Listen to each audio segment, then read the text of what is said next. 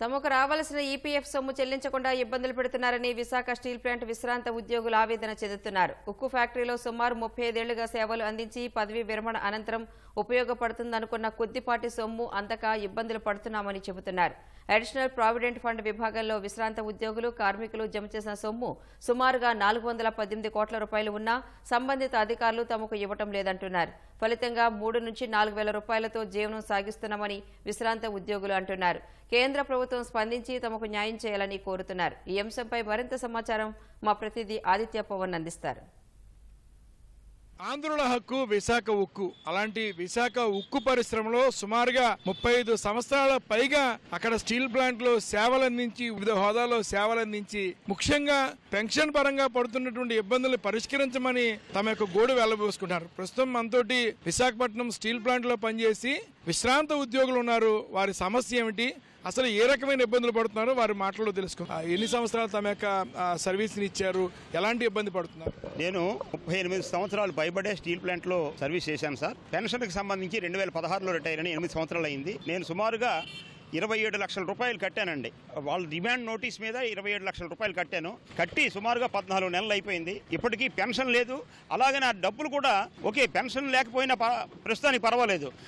దాని మీద వచ్చిన వడ్డీ మేము నష్టపోతున్నాం. ఎందుకంటే మేము ఇంతకుముందు బ్యాంకులో పెట్టుకుని ఉన్నాము, అది తీసుకొచ్చి దీంట్లో పెట్టామన్నమాట. సో వీళ్ళు పెన్షన్ ఇవ్వరు.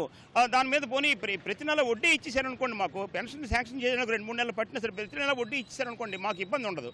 మేము చాలా అష్టకష్టాలు పడుతున్నాం. ఇది చాలా ధైర్యమైన పరిస్థితిలో ఉన్నాం. అనేక సందర్భాల్లో అనేక అధికారులను మేము కలిసాము. కేంద్ర ప్రభుత్వం, పిఎంఓ ఇండియా ఆ గ్రీవెన్స్ కూడా పెట్టాం. అయినా సరే మాకు ఒకటే రిప్లై, ఈ సమస్యని కాంపిటెంట్ అథారిటీ దృష్టిలో ఉంది, వాళ్ళు ఎగ్జామిన్ చేస్తున్నారు. 14 నెలల నుంచి ఎగ్జామిన్ చేస్తూనే ఉన్నారు, కానీ ఇప్పటికీ దీనికి అతిగతి లేకుండా పోయిందండి. అందు గురించి ఇవాళ నిధి ఆప్కే నికట్ ప్రోగ్రామ్ అని చెప్పేసి పేపర్లో ప్రకటించారు. దానికి అందరం వచ్చి మా తాలూకా గోడు వెళ్ళబోసుకున్నాం. ఆ డబ్బులు లేవు, మాకు వడ్డీ లేదు, మాకు పెన్షన్ లేదు. ఈ విధంగా ఎలా మీ జీవనం సాగిస్తాం అర్థం చేసుకోవాలని కేంద్ర ప్రభుత్వం అని చెప్పేసి మేము కోరుకుంటున్నాం.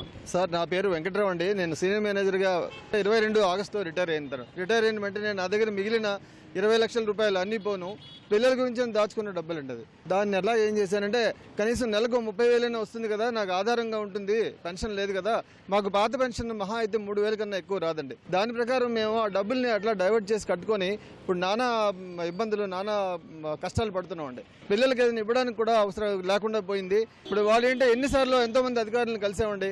ఎప్పుడు వెళ్ళి చెప్పినా సరే వాళ్ళు ఏం చెప్తున్నారంటే, మేమైతే రెడీగా ఉన్నామండి, సిస్టంలో రెడీగా ఉంది, పై అధికారుల నుంచి మాకు క్లియరెన్స్ వచ్చిన వెంటనే మేము మీకు పెన్షన్స్ పీపీఓస్ రిలీజ్ చేస్తామని చెప్తున్నారండి.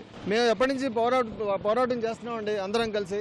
కానీ ఎవరు కూడా ప్రభుత్వం, కేంద్ర ప్రభుత్వం వాళ్ళు కానీ మా మీద చిన్న చూపు చూపిస్తుంది.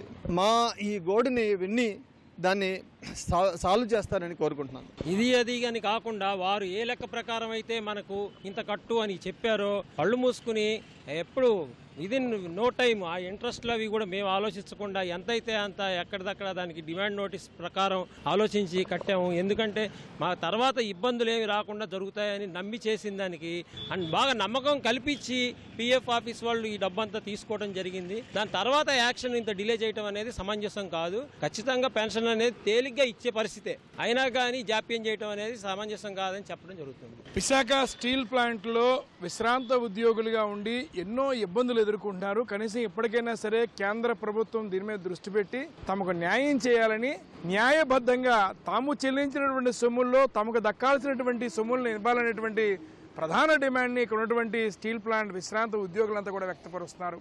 కెమెరా పర్సన్ కె శ్రీనివాస్తో ఆదిత్య పవన్, విశాఖపట్నం.